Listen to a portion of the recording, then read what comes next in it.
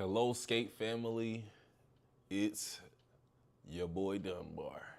You might know me as the Banana Man. And I'm here today to talk about California skating history. This one has been in the lab for months. I got the comment like last October, and I told someone that I was going to make this video because I thought it was a great idea. And then I got stuck because I had to figure out I had to figure out what I was going to say. I had to figure out what I was going to say. There were a couple of questions that I wasn't sure I was going to be able to find the answer to. Mainly, why do California skaters wear Stacy Adams with the slider wheels? I've been thinking about different ways to talk about California skating history, and I noticed that there's so much skate history to talk about when you're speaking on California. Let's just do a quick overview on what California skating history will look like and the pattern for how I'm going to be covering things today.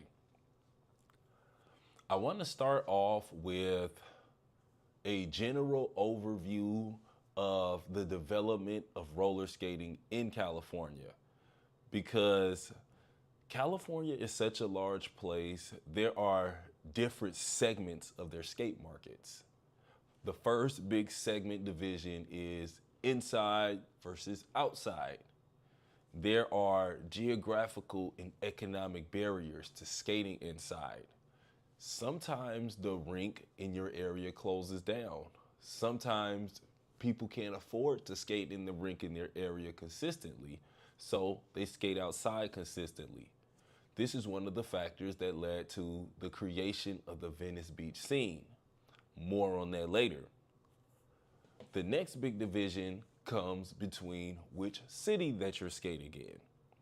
There are two major city locations in Los Angeles.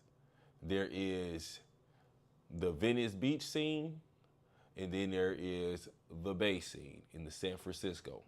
Let me say that all at once. There's the Venice Beach scene and the LA scene. Now that I'm saying this, I want to say something, and I want to say this next thing more confidently, but I'm having trouble saying it confidently. I'm not sure where this stuff is. I want to say that the two big scenes are Venice Beach and San Francisco Bay Park. These are two outdoor scenes, but I also want to include the area, because I want to say the LA and San Francisco Bay. But if Venice Beach isn't in LA, Venice, Los Angeles. Okay, so it's the LA scene. It's the Pacific Coast or simply Venice. Okay, Los Angeles Beach Resort. So I can say that because I know that that's actually a specific moment.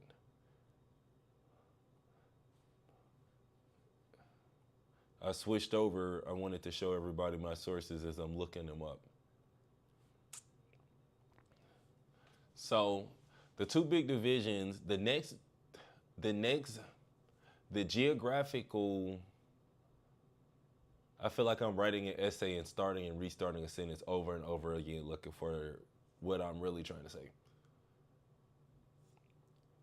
There are two major geographic skate locations in California. The LA scene, and then there's the Bay scene. And inside of these different locations, you have the people who are skating indoors in some locations, and then they're skating outdoors in those locations. And then, because California is so large, there is skating happening outside of the clear-cut inner city parts of these two cities. So there's auxiliary rinks in the Bay Area as well as in the downtown Los Angeles area. Finally, there's also rinks in Northern California and deep Southern California that have a completely different vibe than the rinks in the major cities. So When you're speaking about California history, there's a lot of roller skating to really talk about. That's why I want to first go over, that's why I first wanted to go over the divisions. So now, as I'm going through the cities, I could talk about the city's indoor scene and the city's outdoor scene. Final disclaimer before we get into the first article. Final disclaimer before we get into the first article. I will not be speaking about every aspect and every skater in California history.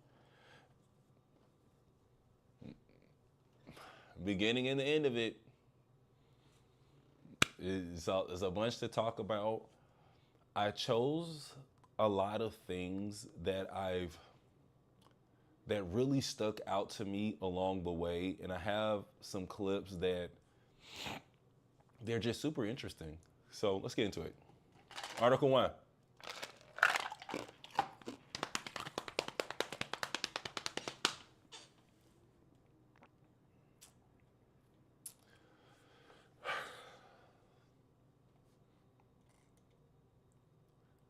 YouTube.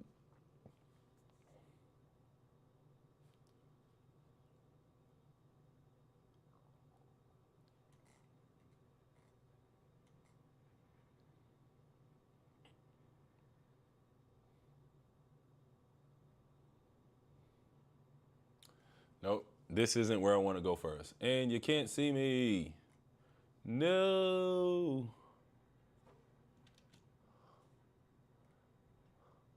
I'm yelling out no.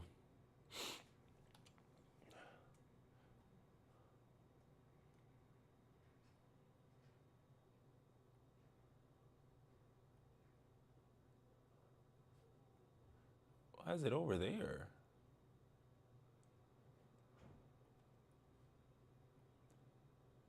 What happened? What happened? When I tell you, I took the time to set this up and I had.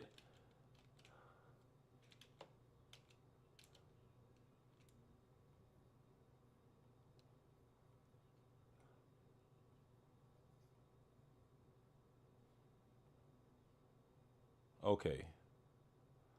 When I tell you I took the time to set this up and I had it all laid out. Anyway, now I'm eating it on which one I want to go to first.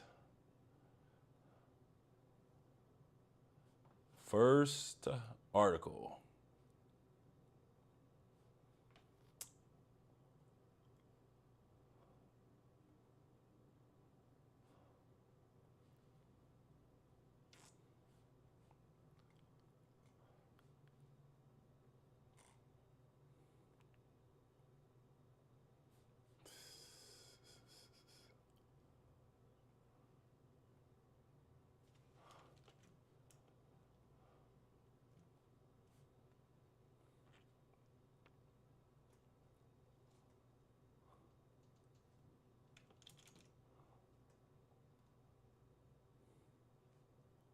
I told myself I was not going to make a OBS overlay on stream, and I'm sitting here making an OBS overlay on stream. I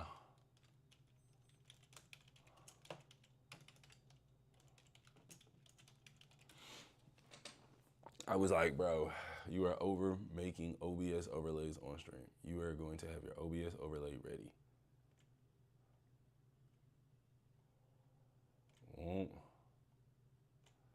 And this joint is super long. And then the next one, man, who knew?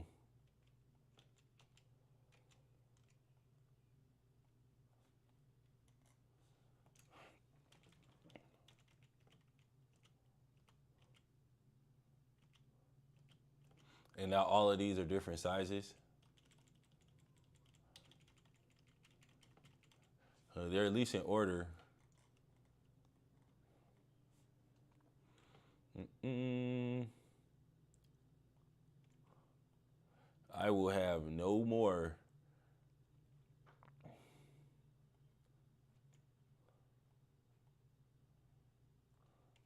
No more overlay makes. No more on stream overlay makes. Boom. Let's come to the reaction stream so we can learn about this first article title.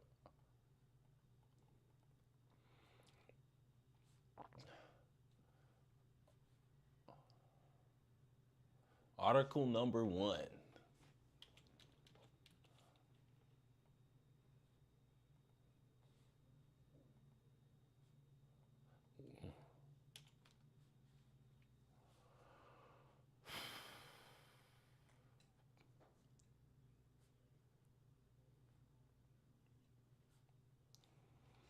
We have always been here, an oral history of LA's black indoor roller skating scene by Kaylin Brown, staff writer on X.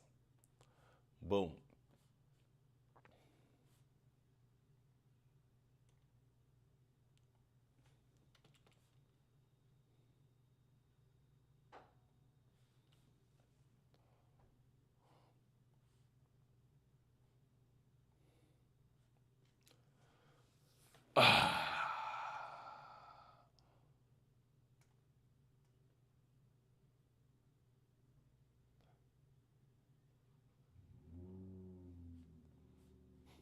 I'm getting to the place where I'm over redoing this over and over again. And all I hear in my head is, that's too darn bad. That's too bad. It's Thursday night. It's Thursday night, and West Coast rap anthems are thumping over the sound system. A group of OGs are playing spades at a nearby table. Skaters are lacing up their customized Stacey Adams boots, which are fully equipped with fiberglass wheels. Those already on the skating floor are showing off their skills, doing tricks, sometimes with a partner, two-stepping to the beat and whipping their bodies into turns that seem impossible. They dap each other up as they crisscross through the crowd and sing along to the music. Smiles are imprinted on their faces. Joy fills the air. They are free. Roller skating at a rink in LA County is a distinctive experience that you have to witness for yourself. For Black Angolese, it's a tradition that dates back to the 1950s and remains prominent today despite the lack of rinks in the city. Many skaters say they don't remember the exact moment they learned how to skate. It's always just been in them. If you're Black and you're from LA, it's just something that you do, they say. This is how they talk about skating in Atlanta. If you tell somebody that you're from Atlanta, they're gonna be like, oh, of course you can skate. Excuse me. I have a real life cold. I have a real cold, and it is. I'm not mad that I have a cold. I'm mad that I actually got sick. I've been putting this together, this oral history of the world on. I've been putting this oral history of the indoor roller skating scene in LA. In putting together this oral history of the indoor roller skating scene in LA, I knew it had to begin with World on Wheels, the last rink in LA proper. The beloved Mid-City rink was originally open from 1981 to 2013, then reopened in 2017 with the help of the late local rapper Nipsey Hussle, before closing permanently in 2020. Most Black roller skaters have skated at World on Wheels at least once. So, this section of the article introduced a couple of big ideas. First, the idea that indoor roller skating had a boom. Let me say this all from the beginning. This article introduces a couple of ideas. First, indoor roller skating is a part of the African American community. Second, indoor roller skating rinks are under attack because they're closing. Regardless, we're still keeping the history alive. I want to go through the oral account of the people who skated at World on Wheels, because inside of this oral account, we can get an idea of the community that they built as well as answers to our questions from the beginning of the video. Who popularized Stacey Adams skates? Who popularized using Stacey Adams? Who popularized using Stacey Adams shoes and fiberglass wheels? And why skaters in Cali slide?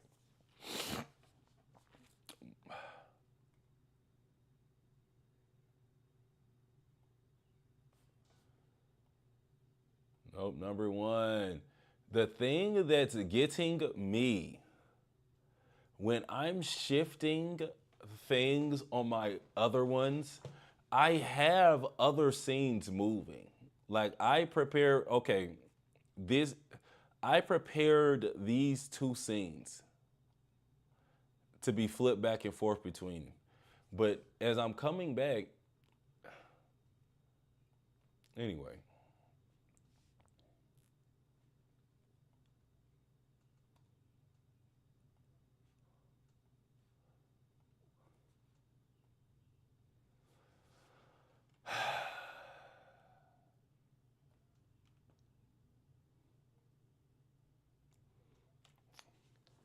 Ojo, LA style is similar to how we dance, how we step. We have our little walk, our two-step. It's a lot of footwork. It's a lot of getting low. It's a certain confidence. It's a certain swag that you have, whereas in Georgia, it's more fast-paced. They're not so much trying to get off a style, whereas in Maryland, it's real smooth, calm, and collected. Wow, dudes is dissing Georgia again. But I feel like for LA, since gang culture is so prevalent out there, there's a lot of affiliation with how people skate. They're chucking up their hands, they're shuffling their feet, they're wiping off their skates while they skate. A lot of custom skates that people will start off with are Stacey Adams. And if you know anything about that shoe within LA culture, gang culture, that's like players. That's like OGs rocking Stacey Adams with the Dickies creased up, Dickies shirt or fully suited up. So the Stacey Adams shoe connects to the gang culture and the style in LA.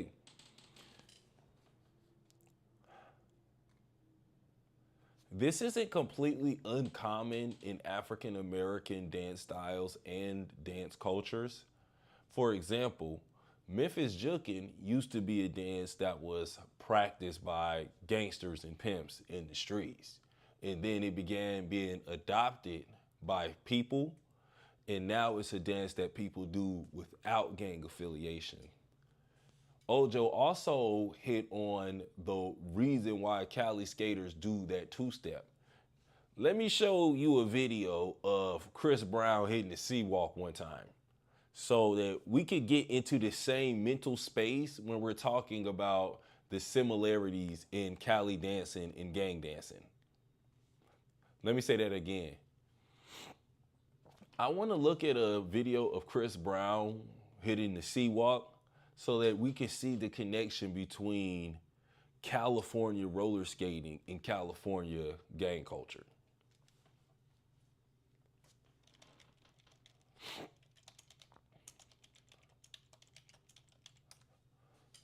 It popped right up. Mike Epps and Chris Brown having a battle. Hey, yo. Hey, yo. Chris Brown is up. Chris Brown on his pretty boy Flizzy with this one. Pretty boy Flizzy from the Boondocks. Nigga right here. Come on. Yeah, we finna see who got the walk down. Yeah, I'm gonna have to walk.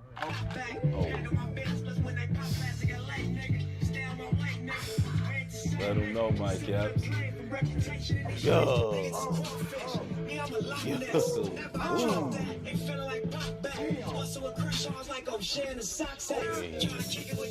Nah, Chris Brown sturdy with that, bro.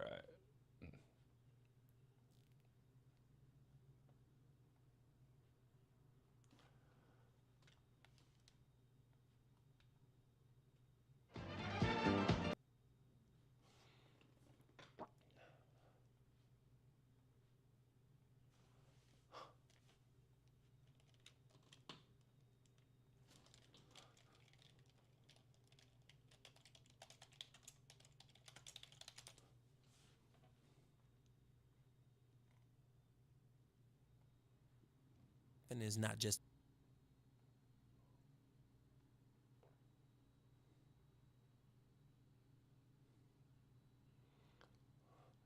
They got the same cross motion. They hitting the step over. Notice how he has his hands in his pocket.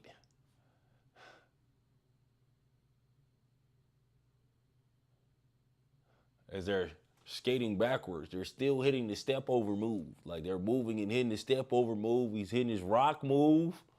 Oh.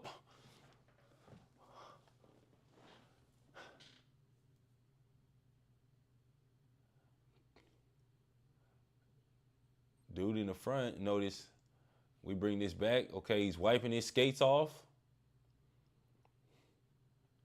Let's look at the color coordination between his shoelaces as well as his hair handkerchief. It is quite reminiscent of the Grove Street Gang, San Andreas.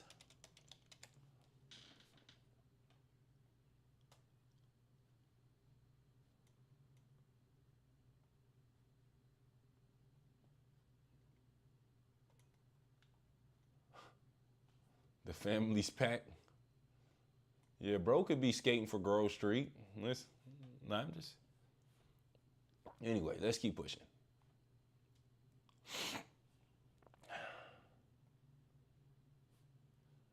Grove Street. More on Stacey Adams later.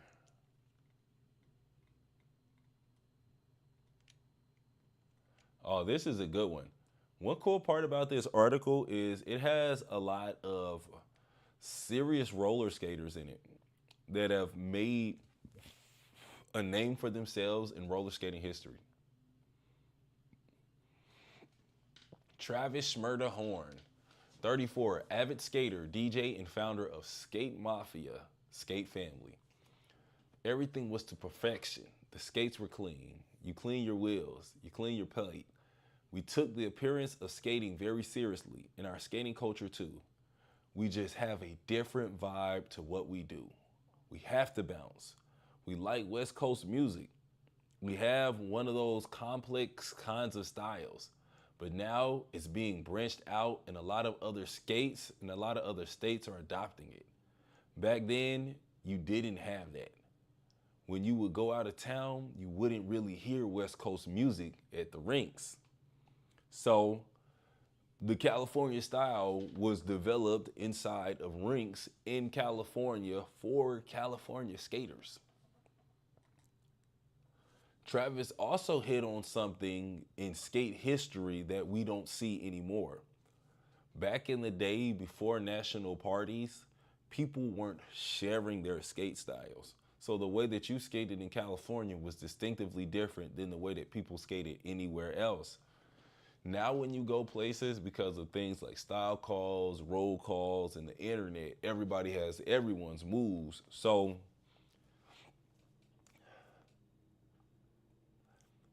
imagine going from only being able to hear your favorite kind of music in your rinks to now seeing that music in other places and being able to go to other rinks. That shift is very significant and it's something that happens inside of the skate world. I need some more ginger ale.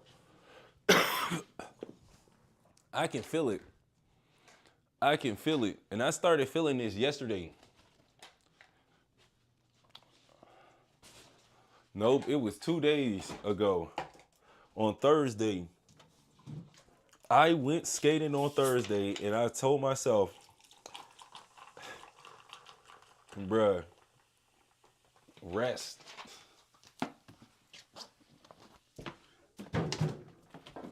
Nope, I was outside skating in the chill, running around town.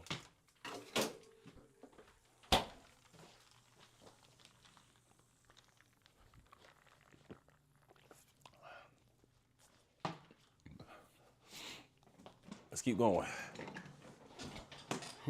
25 minutes.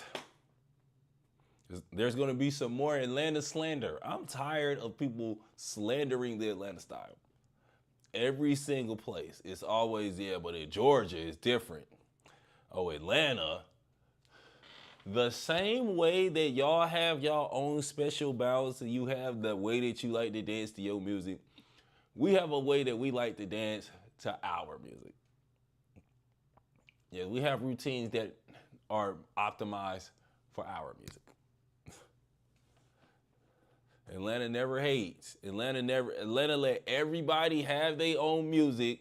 Atlanta let everybody have their own style. Atlanta let everybody do all of that. And Atlanta never brings up that it's the epicenter of like 95% of the music that blows. Like, let's keep it real. 95 is hard, at least 50. At least 50% of the rap was Atlanta. 50% of the dancing was Atlanta. 50% of the skate jobs, 50% of the professional skaters, 50% Atlanta. Right now, Atlanta. With every single article, oh, the Atlanta style was out. ATL the movie, bro. ATL the movie, bro. I don't need to go here, but how many skate movies been shot at World on Wheels? Yeah, there was that scene. There was that scene in NWA that was at World on Wheels. Tell me about the skate epic that was shot at World on Wheels.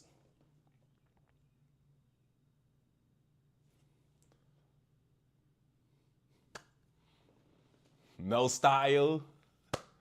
Wait, how's there gonna be skate wars? There's a whole anyway. Yeah, I'm taking this personally. I'm taking this all personally. I'm bringing it up. I'm bringing it up. I'm not letting this one go.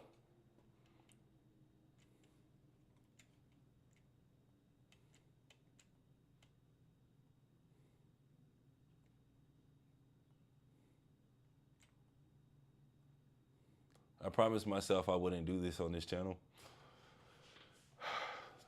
Wayne Davis, aka DJ Wayne D, skater and co-founder of the Skate Pop-Up. You can't go to the rink on the West Coast and play Future. I'm skipping this because I actually talked about this and he's not adding any new information. But then once again, Future, it's always Atlanta music. It's never anything else. And that's what I'm just gonna say. I just gotta accept that there will be Atlanta haterade. There's gonna be Atlanta haterade. What I would like to call out the haterade. Here we go. Ashley Imani. Before I read this, let's learn about Ashley Imani. Ashley Imani skates with Usher. Like, Ashley Imani is one of the main Usher skaters, one of the principal skaters. Like, it's visually apparent. Let's check out a quick clip. Real cam, Instagram cam. Nope. I'm coming to the straight reaction cam. Pull this up. Boom. Wrong side. Shouts out to Grove Street. Saying bro look like he skated for Grove Street was wild. Bro, dude look like he skating for Grove Street. I ain't want to yell out nothing because that man could really. They probably don't call it Grove Street, but.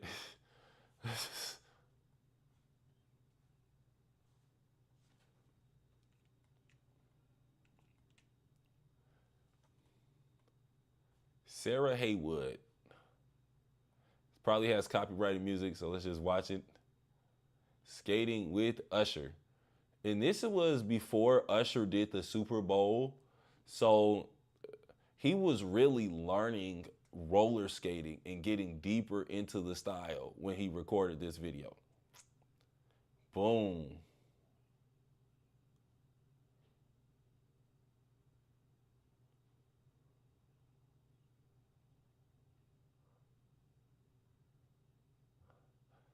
My favorite progression to see was the moment when Usher really got skating down. There was like the learning when he first started shooting the videos in his driveways and then you see him starting to dance, and then you see him bringing more and more skaters in. And for a long time, Usher skated as the second person in the line. But then one day, Usher started skating as the first person in the line. And just looking at his progression as a skater from that, it was an amazing experience. Like, then I was like, oh, that's Usher. That's when we get skating like Usher.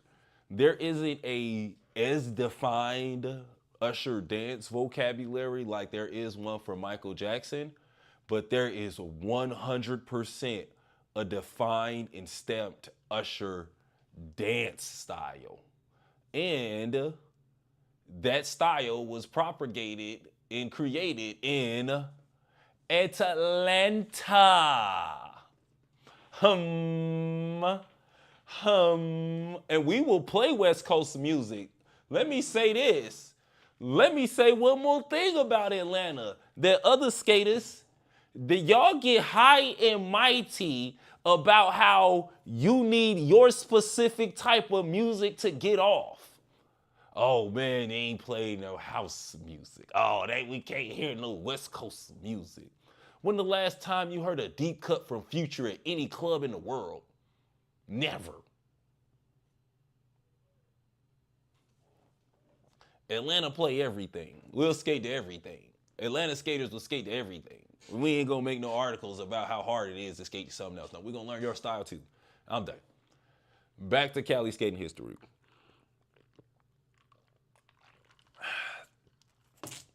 I had to get my energy up.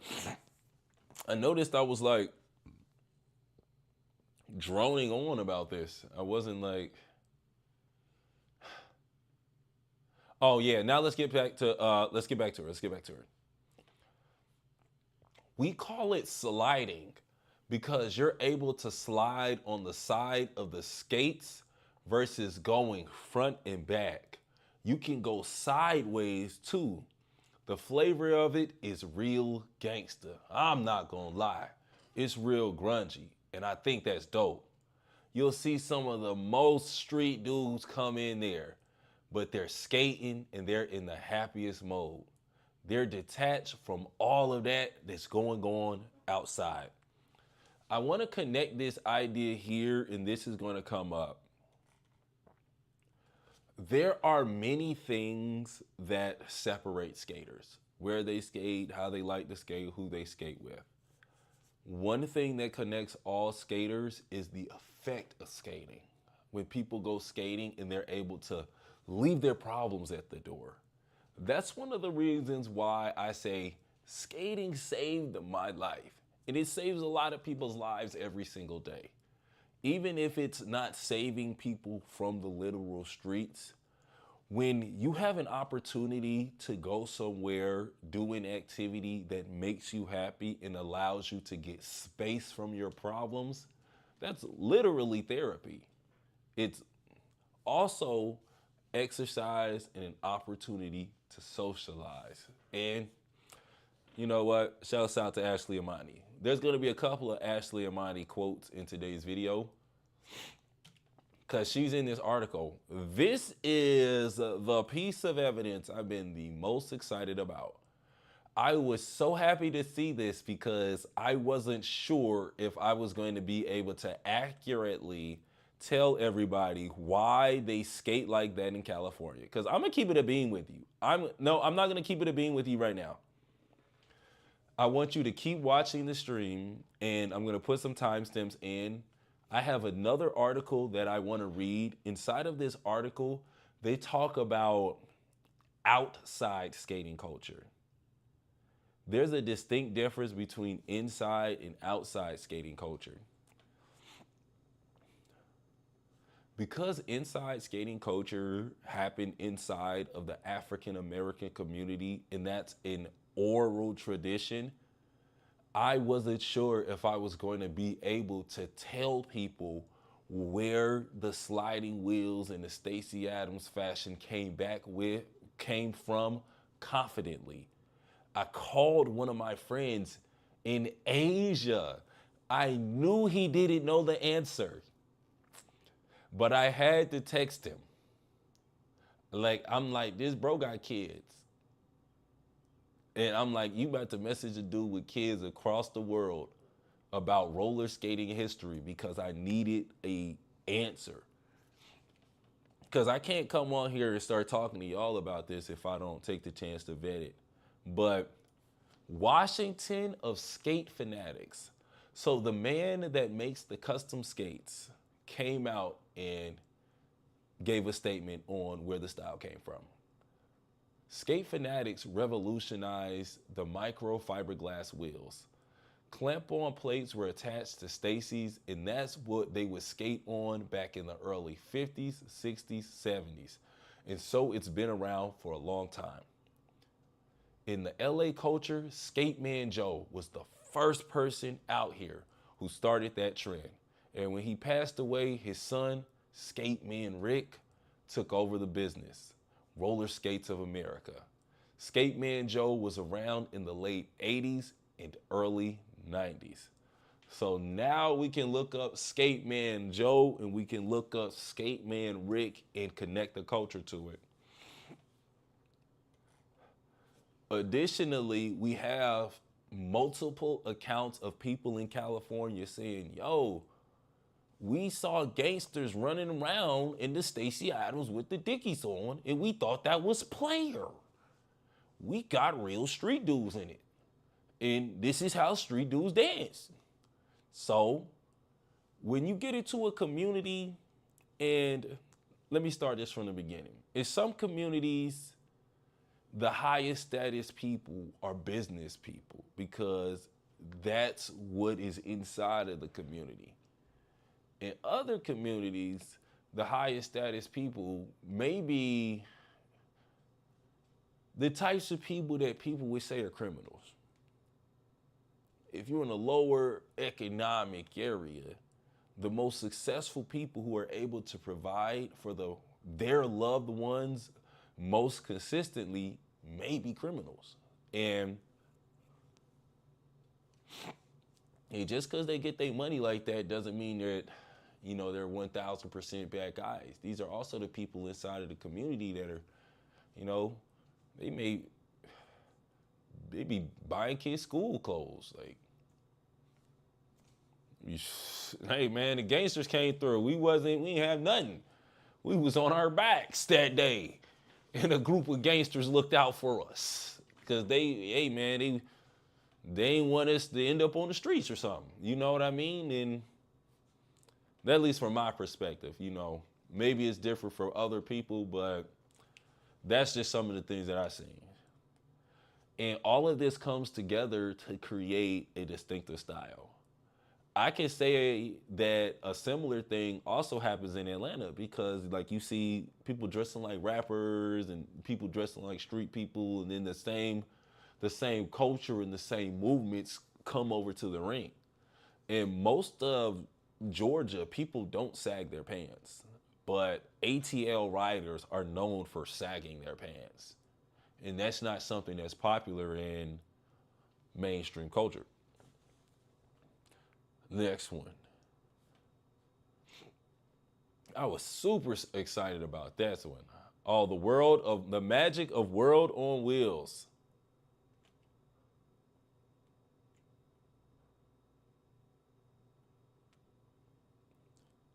So World on Wheels.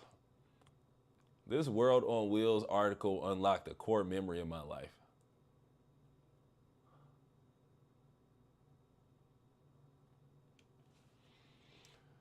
When World on Wheels opened in 1981, me and my boys, the Scooby Brothers, did the grand opening show. It was so packed, we had our little outfits. It was so packed, we had our little outfits matched up. We mimicked the Temptations, the way they were so together. So instead of just doing the moves where you're skating fast around the rink, we actually put our choreography together like we were going to be.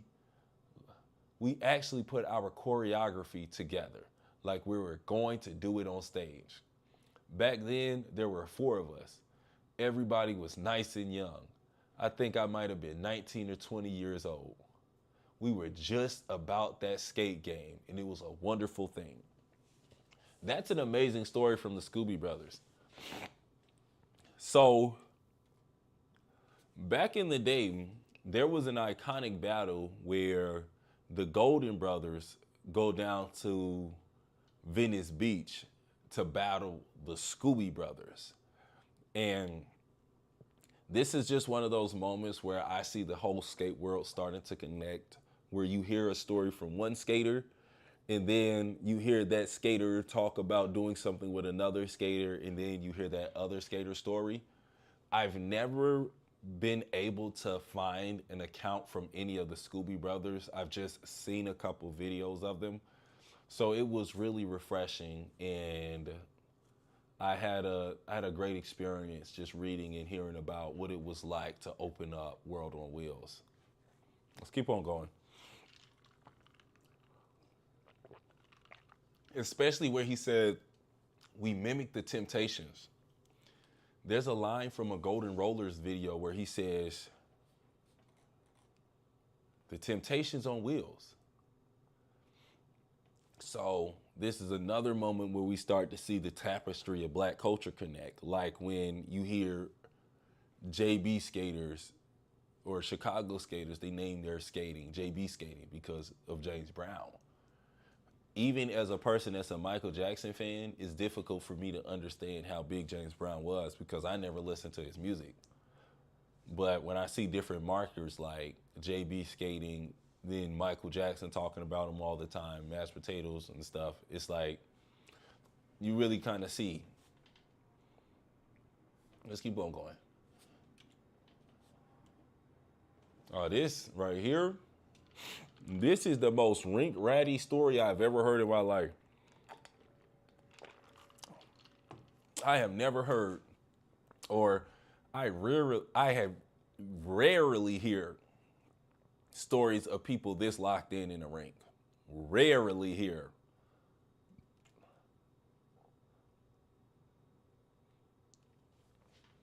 My mom, let me start off with the title. Ashley Amani says, my mom, Connie Foster Wells, worked at World on Wheels from 1987 until it closed the first time in 2003. She was pregnant with me there and started having contractions while she was at work. She told me they announced it on the mic and everything. So when they say I'm a rink rat, I'm really a rink rat.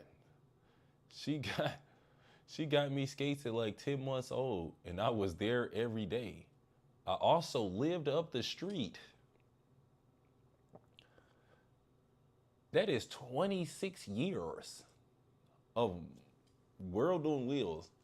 And to have been in World on Wheels inside of the womb, almost came out onto the floor of World on Wheels. They probably was like, yo, bro, we cannot deliver a baby in this skating ring.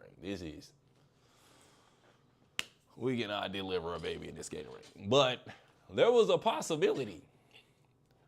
So when I saw that Ashley Amani was talking about California skate history and her mama was pregnant with her at the rink, went into labor with her at the rink. She was there, bro. She was right there, bro. She was there. She wasn't there. Anybody like, oh my God, ain't no way. That was crazy. I'm like, oh, she locked in. Oh, she locked in. Another element of the indoor rink is how this rink becomes a haven for people as well as a location of economic strength. Right. A lot of artists started their careers at World on Wheels. They would have a Friday night skate dance, so the gates would open like a stage, and they would perform up there while we watched them from below. If you watch the movie NWA, there's a scene where they perform at World on Wheels. I loved the NWA growing up. And when I imagined their career, I never imagined that they would be performing in a skating rink because I saw one act in the Golden Glide and it made me upset because I wanted to skate. The funny thing about me in skating is I skated my whole life, but I was never a part of the culture. So there's aspects of the way that people use skating to connect with other people that are still new to me, even though I skated so long.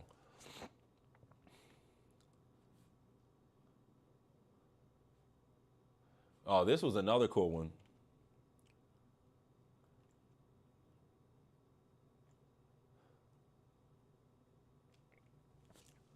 Ashley Imani. A lot of us are really successful who went there, like DJ Mustard. He grew up with me going there and he DJ sometimes. It created a lot of opportunities. They also held a lot of record pools there. So artists and producers would come to present their music to all of the top DJs in the city because obviously at the time we didn't have the internet the same way. It was a hub for so many different things. It wasn't just skating.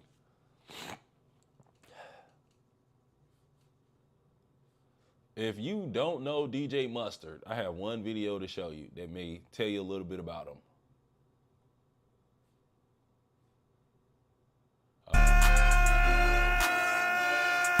This Mustard, DJ Mustard. Catch him.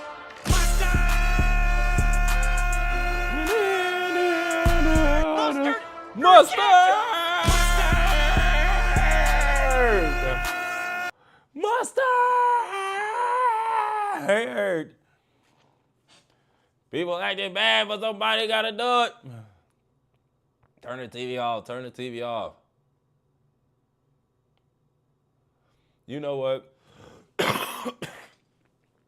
Excuse me.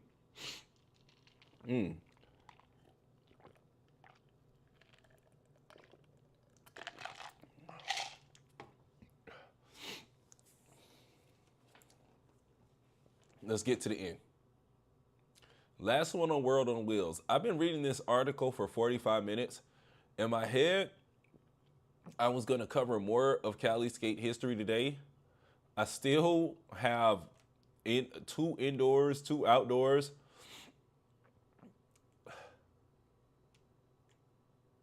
I would like to cover.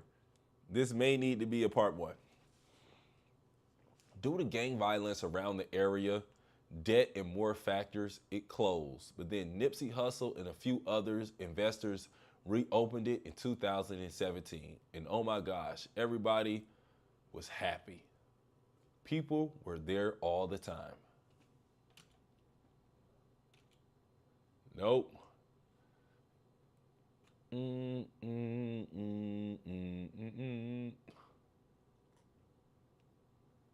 Oh, that's the whole thing. I want to go over a couple names. I skipped past this one. I just read his last name. John Okevu Ojo II, a skater and fashion designer. That was the first person that we read about. And boom. Now we have an overview of the indoor skating culture in California. The thing about watching California skate videos is there is two distinctive skate styles, the outdoor style and the indoor style. We're not going to have an opportunity to go through and break down the different cities, but we are going to have an opportunity to read about LA skate history from the other side of the tracks. And this is going to give us an opportunity to understand the battle between indoor and outdoor skating. I will be back in 2 seconds. Test it.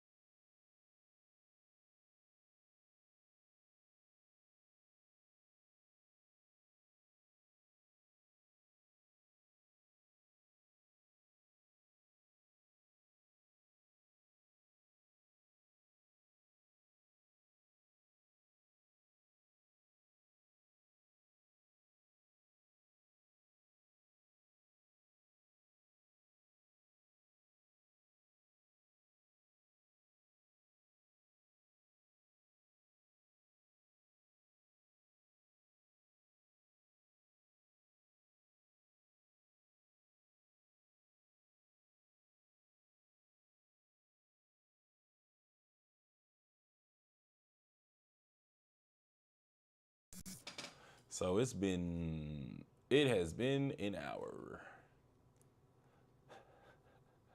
I'm laughing because I ain't even got stuff to do. This was what I got to do today, bro. I can't.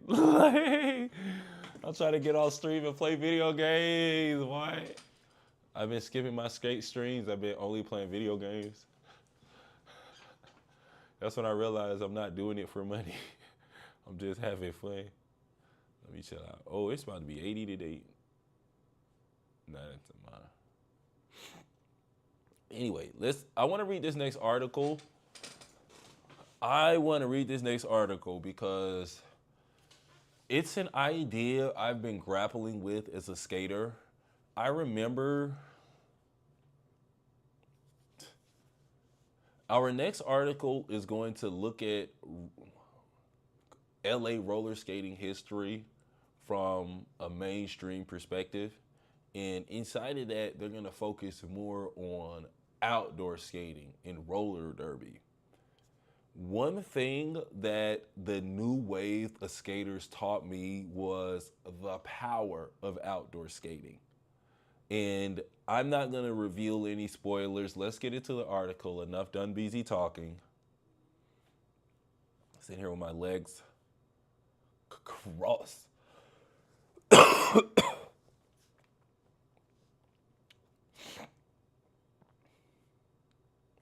Come to the reaction screen.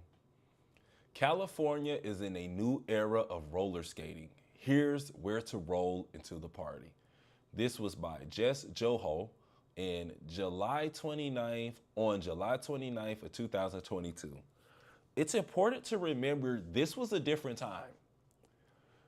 On July 29, 2022, we are 2 years into the pandemic boom, and roller skating is still riding high on Moxie energy. It'd be another 6 months before the Lazo scandal. And around the Lazo times, that's when Moxie Mania really cooled off. So here, we're still battling with the idea that roller skating came back. If I skipped over some lines in our last article that really revealed this, but there's a big tension between the African American roller skating community that has historically skated and the newer era of roller skating. Because when skating came back in 2020, they said it came back. And it really hit a lot of people personally because we've been skating the whole time. So reflecting on that, I started to reflect on how and where we've been skating. When I originally thought about Cali skating history, I was going to talk about Venice Beach and San Francisco Bay Park. And then I remembered the rink. Additionally, this second time I'm saying additionally, furthermore, when we're looking at the equipment that people use outdoors versus inside of the rink, I've never seen a person wearing a pair of Stacey Adams shoes and fiber wheels at Venice Beach. They're wearing outdoor setups. So there's evidence that there's a big cultural divide inside of California skating history. Well, a piece of that divide is racial. So when skaters come out in 2020 and they bring skating back, and the face of skating is completely different than the face of skating historically, it becomes bigger than people are coming back into skating. The article that we're going to read here is inside of that vein of roller skating came back before the backlash, before the pullback.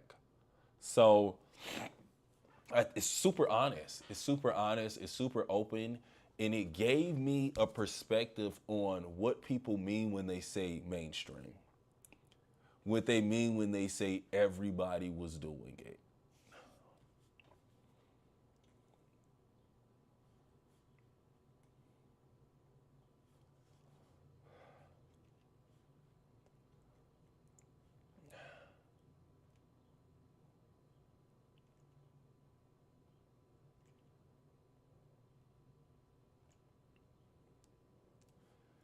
There are few LA scenes you can show up to as a lonesome outsider and then leave with at least one new friend. On Bruh, that's one of the wildest parts of skating. You can't show up to no club by yourself and guaranteed leave with a friend. If not a hole built in a community to call home. If not a whole built-in community to call home. And best case scenario, you will always be a stranger at the club. Even the staff at the club isn't cool. Everybody's working to go home. Nobody wants to have no conversations. But the skating rink, if you go down to Anacostia, you're getting invited to something. They're gonna ask you to sit down. They're gonna ask you to drink some water with them. You're gonna have a conversation with somebody. They're gonna be talking about the next time y'all hanging out. You are in the skate community. Like when I see people in DC and they see me skating, I invite them skating. I can look at the look in their eye when I tell them I'm gonna see them down in Anacostia, and they can tell that I'm dead seriously waiting for them. I'm gonna see you there. If you skate, we are going to be friends one day. We may not be best friends. We may not like go to each other's weddings, but I'm gonna see you and I'm gonna say hello to you every single time I see you because you skate and I skate and skaters stick together. Through thick and thin, through up and down, whatever happens, skaters stick together.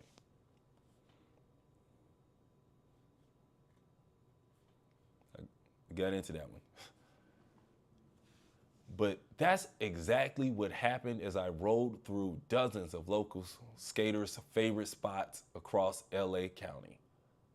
She rolled, yet the community's roller skating scene also seems stuck in a purgatory of sorts.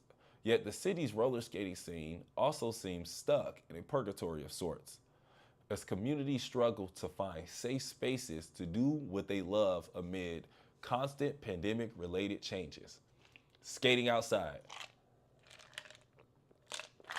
Outside.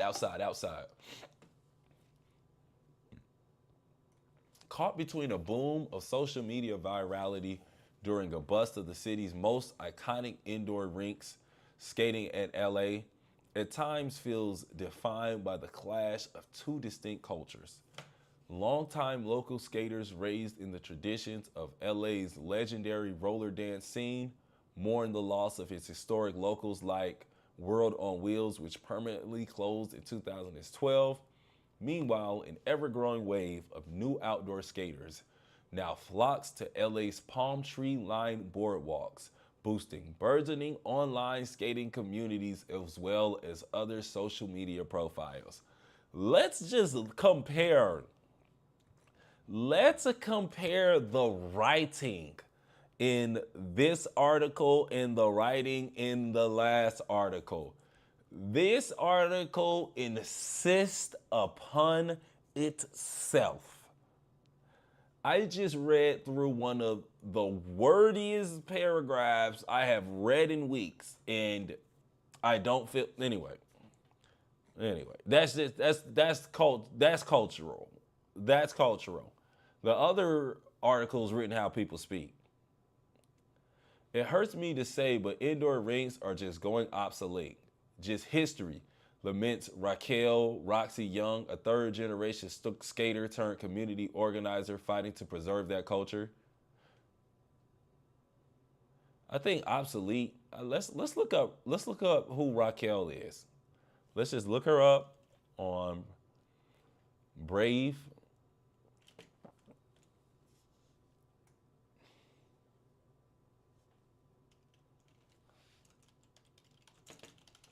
Let's see if we can find her on Instagram. I think we found her.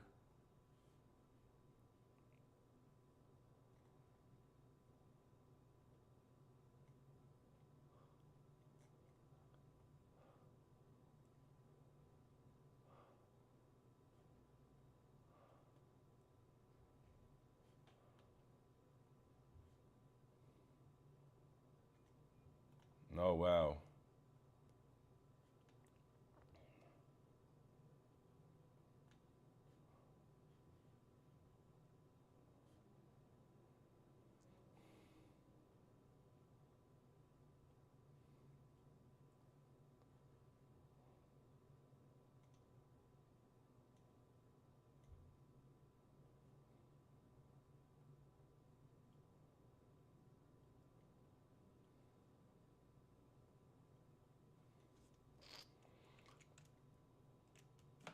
I'm getting the sense that this is her. This looks like a flat.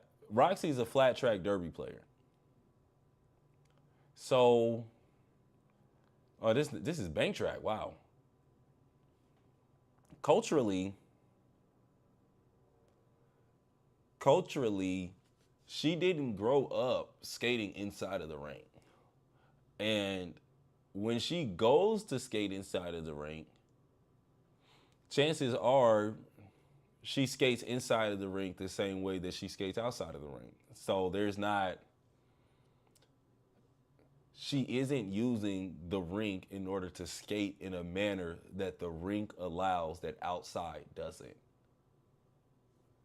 So that's why it's easy for her to be like, yo, the rink's obsolete.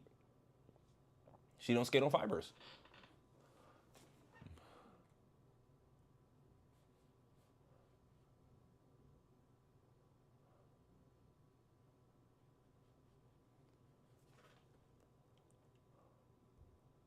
I mean, in her community, she ain't got no pimps and players. I mean, it's not her. Even before the pandemic, she saw the writing on the wall, sensing efforts to reopen World on Wheels would die alongside her cousin, rapper Nipsey Hussle.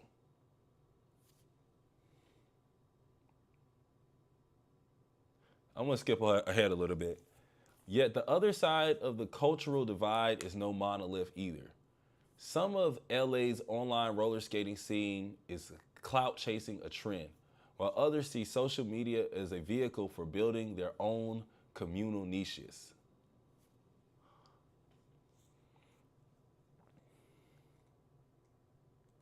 So this is a lot of people, building communities inside on LA. I think we pretty much got this one.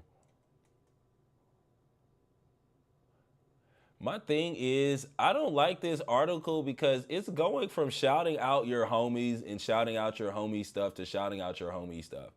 I'm looking for the meat and potatoes, and I don't just want to sit here and shout out people's homies just because they're in the.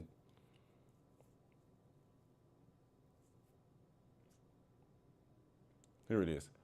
It's a part of why we accept you is. No, let me just read it.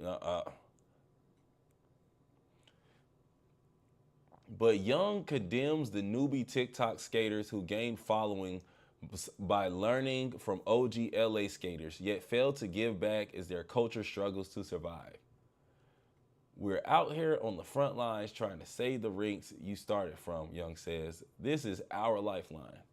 So what can you do to help us to use your influence to be on our team and keep this safe haven for us? Yet the other side of the cultural divide is no monolith either. Some of LA's online roller skating scene is clout chasing a trend, while others see social media as a vehicle for building their communal niches. Shouts out to the LA Skate Honeys. Many LA-based outdoor skaters share that goal of holding space for other marginalized folks. Skate parks in the larger skate sports scene can be overwhelming. White, straight, and male-dominated with an aggressive culture that may feel unwelcome. Like this right here, this seems targeted. To be honest, I'm like, skate parks in the larger skate sports scene can be overwhelmingly white.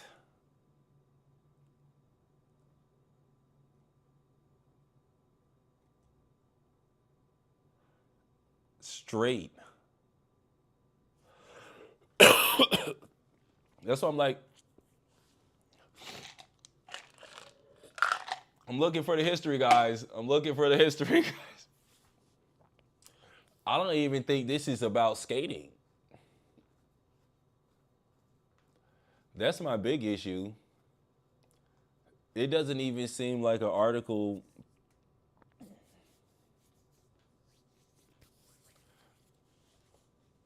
I don't know. I don't like when people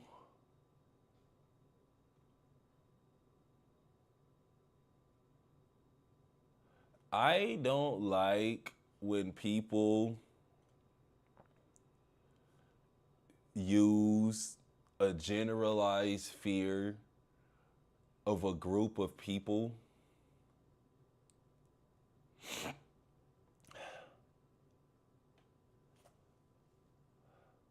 I don't like when people use art to describe their generalized fear of a group of people.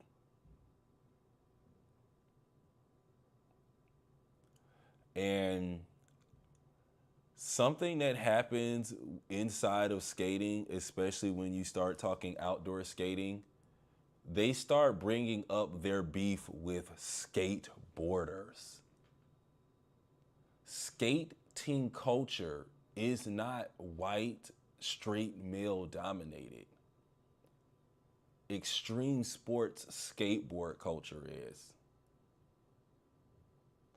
So when I'm reading an article and I'm halfway through this article and they're pushing agendas, they're shouting out their homies, they're saying X, Y, and Z is doing this, I just wish that you had a pitch for your community that was inviting people to come into the community by promising them something more than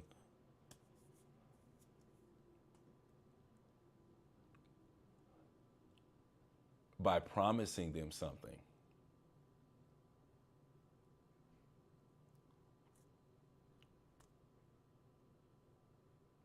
I don't know, man. Like, it's really losing. Like, and then the irony is the people who are writing this article and the people who they're mentioning in this article are the people that are benefiting from the clout and the whitewashing of skating. So throwing in male dominated and straight, it feels a little bit like a smoke signal, like a smoke screen. That's it, a smoke screen. Like, wait, guys. In 2022, Michelle Styling and friends had monopolized roller skating. They monopolized the money in roller skating. So you can't don't bring in another boogeyman. Our boogeyman is not straight white skateboard guys. It's like, it's not the, that's not the, anyway.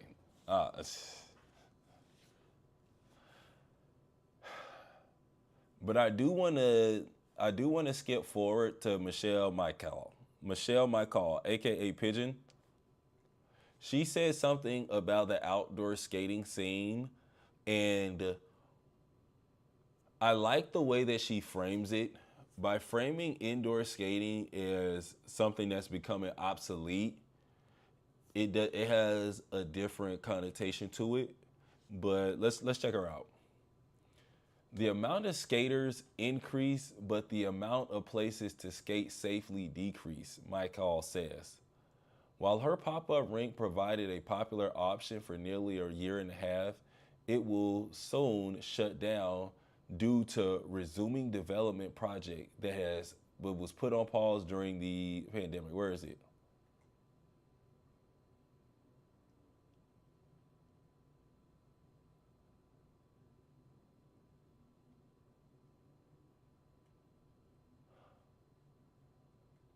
Yeah.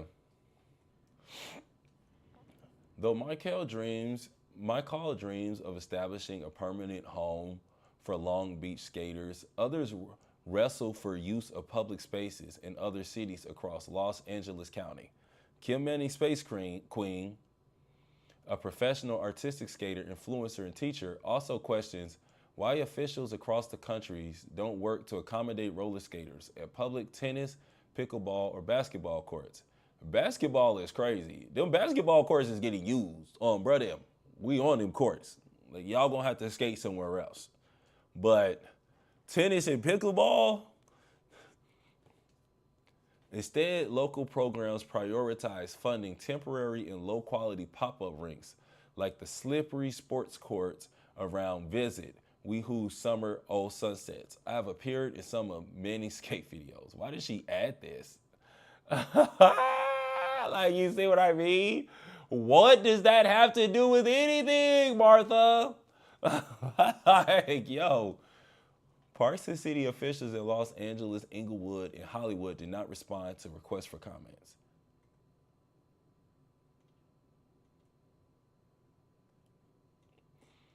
My bad, yo. This is not the article. I read the wrong article.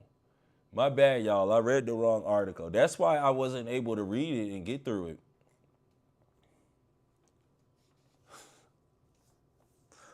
I should have just been an objective reader. I should have just been an objective reader. Like, hey, yo, bro. And these are some people that are skating outside. And hey, yo, there's a new skate culture in LA. Come skate with us. Hey, there's some people skating outside. It's not a monolith either. Nah, buddy. It's the straight white men.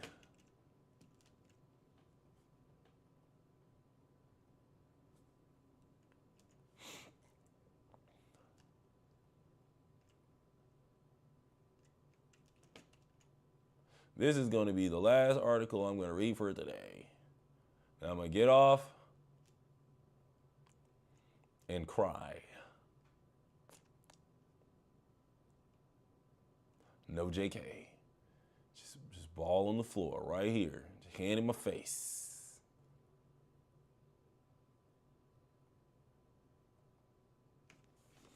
The eulogy of roller skating has been written many times. Let me come to the top. Let me read the title. I mean, I hate on these boys. Roller skating keeps its groove in a changing Bay Area. Peter Howlop, cultural critic. This was made in August 9th. This was released August 9th, 2018. In 2018, skating started gaining traction. This was around the time when Indy Jamma Jones started posting. So the skaters who jumped on skating around this time are the skaters who benefited the most. They spotted the trend, and this is when skaters start producing outdoor lifestyle brands.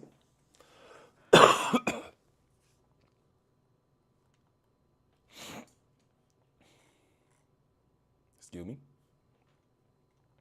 Trying to clear my throat. The eulogy of roller skating has been written many times.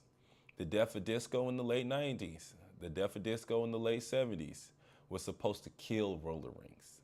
The popularity of inline skates in the late 80s was reportedly sending quads to a permanent grave. It did defeat quad speed skating. And then there was Kurt Cobain. Cal Skate of Reinhardt Park owner John Saya says the rise of grunge and alt-rock bands of this era caused a negative impact on the local skating business. So there's a boom and bust cycle of roller skating that's directly tied to the music. We went through some time in the 90s when the music that everyone wanted to listen to wasn't very danceable, says Saya, who has worked in roller skating rinks steadily since the 1970s. It wasn't a beat to move your body to. It was listening music, not dancing music. Through it all, roller skating culture has survived in the Bay and has even thrived. Saya's rink, now run by her family, filled with danceable modern music, is one of the 6 from Sonoma County to Santa Cruz, not including pop-up rinks and outdoor rinks. Street skating is on the rise, and roller skaters are increasingly common sights at skateboard parks. In the Bay Area Derby,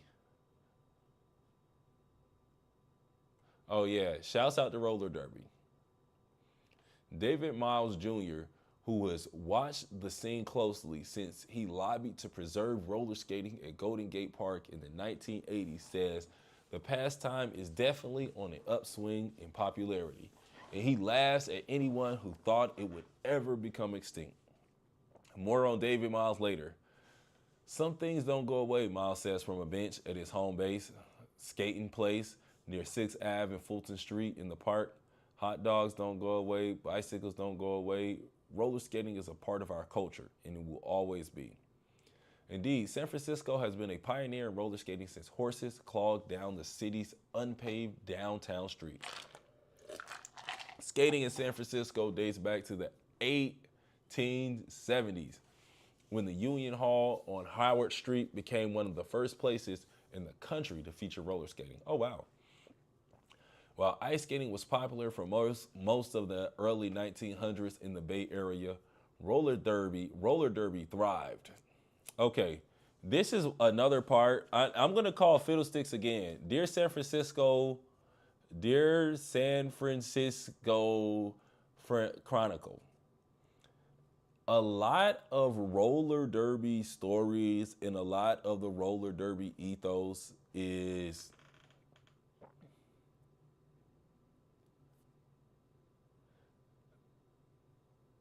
it's framed. They frame it in a very specific way to highlight extremely specific people. I want to read through this and then I want to look at the San Francisco Bay Bombers. And I don't want to take away from the women that they're going to mention. I just want to show how much of the roller derby story gets left behind closed doors when people start talking about flat track derby history. This ain't gonna be a popular one. While ice skating was popular for most of the early 1900s in the Bay Area, roller derby thrived in the second half of the century, with Leo Seltzer and his son Jerry creating the San Francisco Bay Bombers, including national stars Joni Weston and Ann Calavello. Hearing those two names just by themselves, I would assume that the San Francisco Bay Bombers were a group of white women.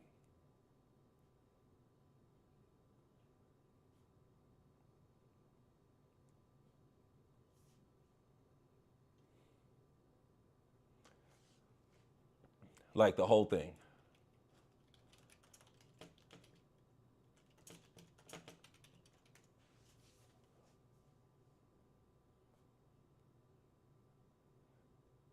These are the San Francisco Bay Bombers.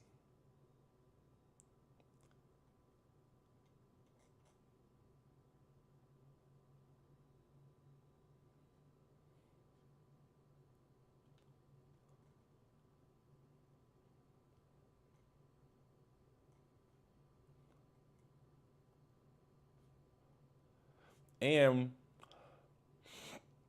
this era of roller derby, they always hate on this era of roller derby. They talk about how theatrical it is and how now it's about technical style. This was the era of roller derby that people were watching on television, though. Put some respect on its name.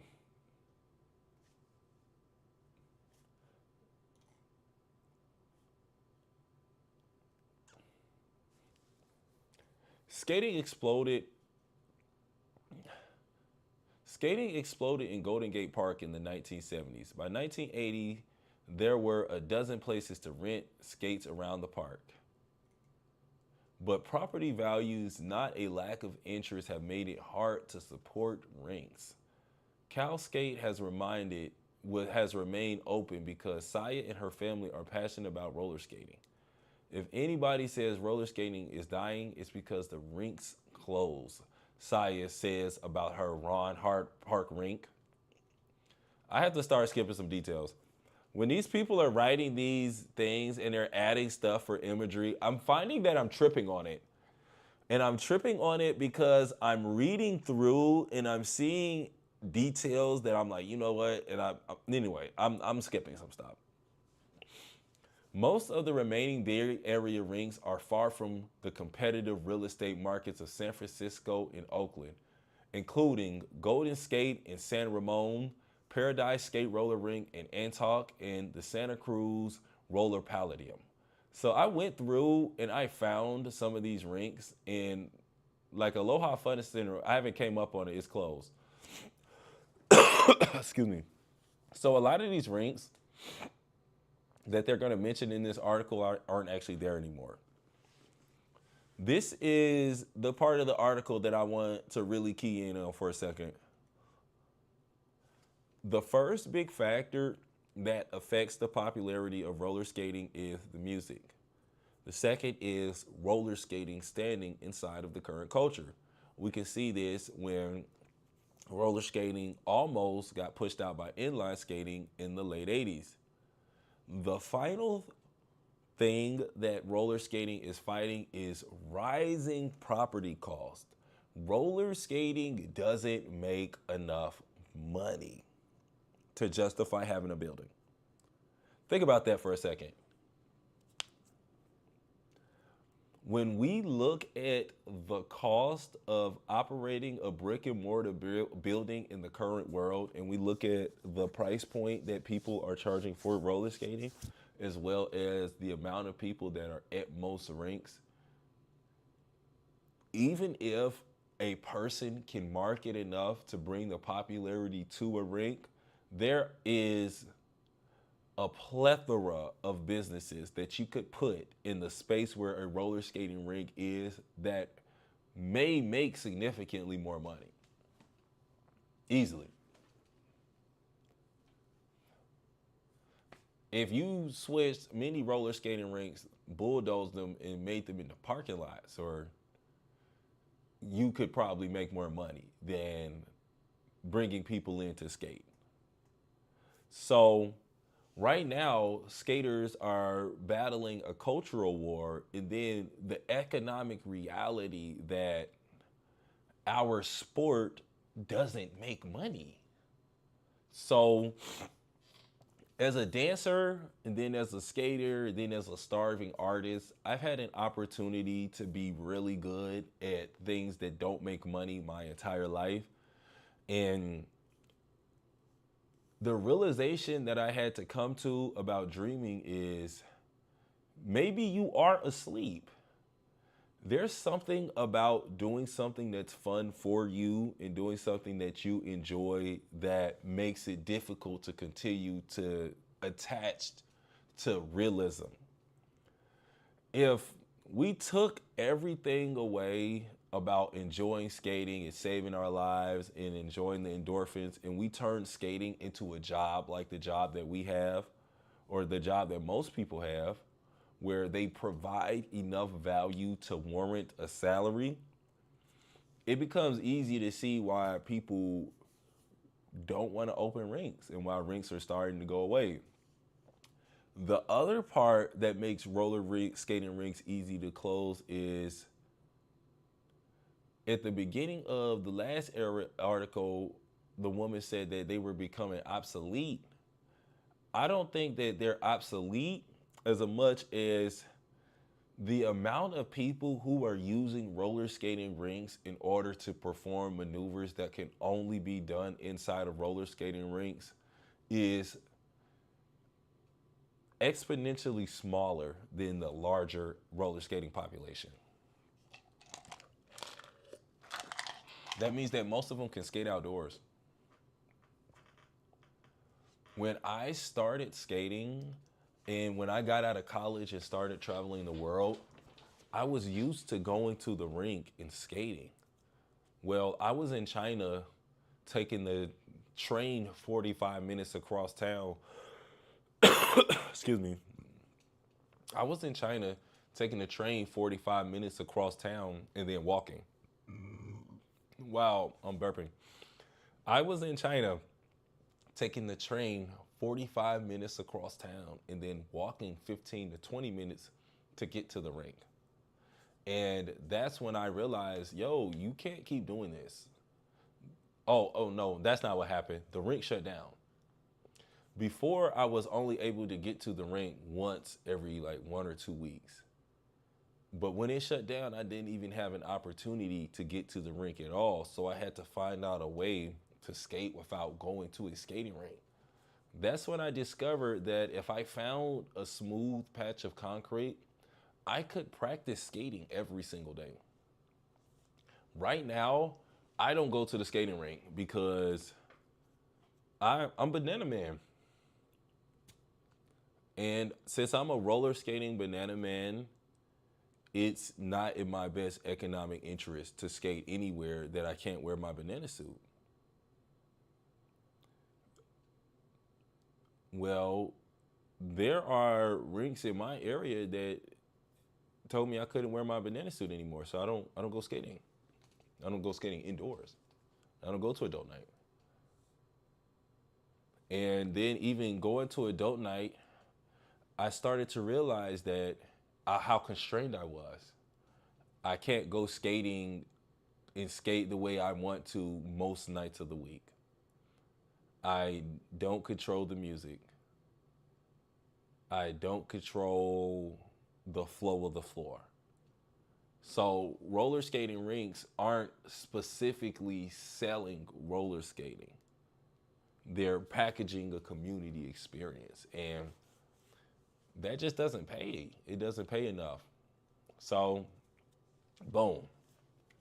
The basis of California history that connects indoor skaters, outdoor skaters, and people in any city is the fight to keep the culture alive, and then the back and forth between indoor and outdoor skating.